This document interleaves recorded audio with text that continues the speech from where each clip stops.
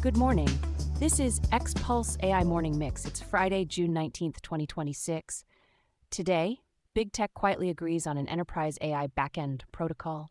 China pitches a nearly $295 billion national AI data center grid, and Meta's support chatbot becomes an attack path. I've got Orion with me. Ready? Ready, let's move. The information reported on June 18th that Google, Microsoft, and a stack of enterprise vendors, Salesforce, Snowflake, ServiceNow, and others, are backing a shared protocol for enterprise AI backends. Orion, what did they actually agree to?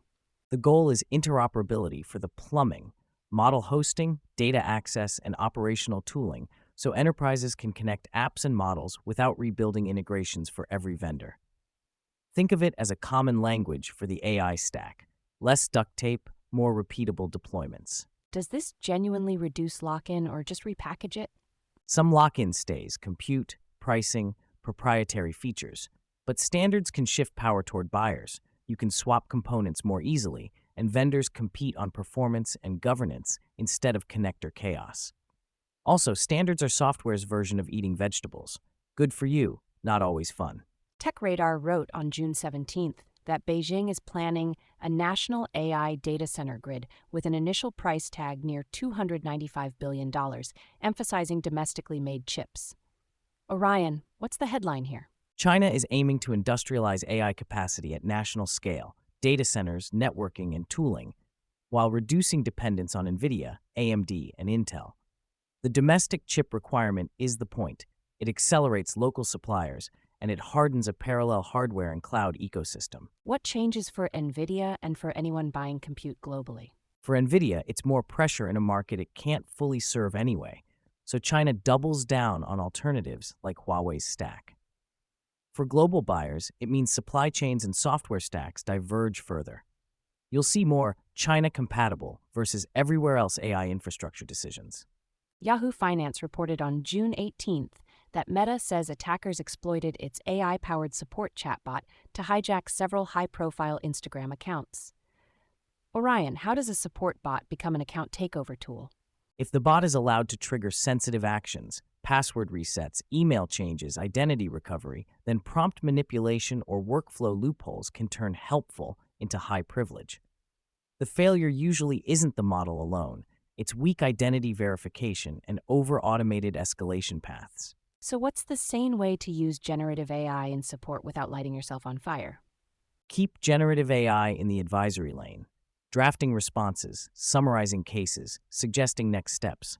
For irreversible actions, require strong authentication, step-up checks, and human review for edge cases.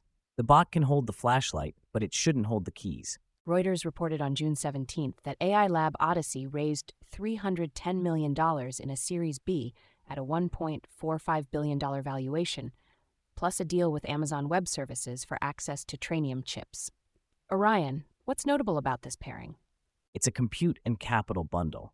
Odyssey gets a clear runway on AWS's in-house accelerators, which can be cheaper and more available than competing GPUs if your stack ports well. And AWS gets a flagship customer for Trainium, while everyone fights for training capacity. Before we move on, what does Odyssey mean by world models beyond LLMs? World models try to learn how environments evolve, cause and effect, physics like dynamics planning, so systems can simulate and act, not just predict text. It's used for robotics, agents, and scenario generation. If it works, it changes what training data even looks like. A few other moves to clock today. Fox 21 Online says federal regulators voted on June 18th to let big energy users connect faster to U.S. transmission aimed at AI data centers. And the National Law Review flagged a White House executive order on June 17th focused on advanced AI innovation and security. What's the through line? Power is now a gating factor for AI. The fast-track connection idea helps capacity come online sooner, but it can strain grid planning and local communities. The executive order pushes agencies toward tighter procurement and security expectations, especially when models touch government data, so compliance becomes a product feature. On the deal-making side, Finimize, citing the information, says on June 18th that early investors are discussing buying back Manus from Meta after Chinese authorities move to reverse the $2 billion acquisition. Meanwhile, Digitimes on June 17th says Coherent ground in Texas to expand indium phosphide laser production for optical networking. The Manus situation is geopolitics colliding with M&A. Cross-border AI deals can unwind after the press release. And the Coherent expansion is about a real bottleneck, moving data between GPU racks and across data centers.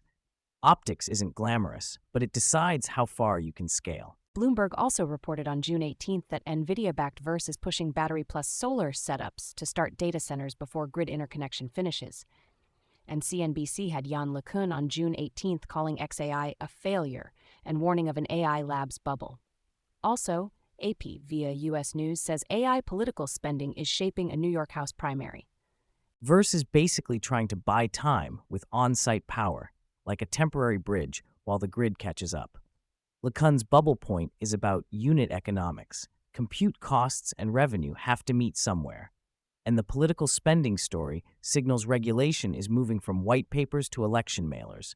Everyone wants a say. That's Xpulse AI Morning Mix from Xpulse for Friday, June 19th, 2026. If this helped you track the signal, share it with a colleague, and we'll catch you next time.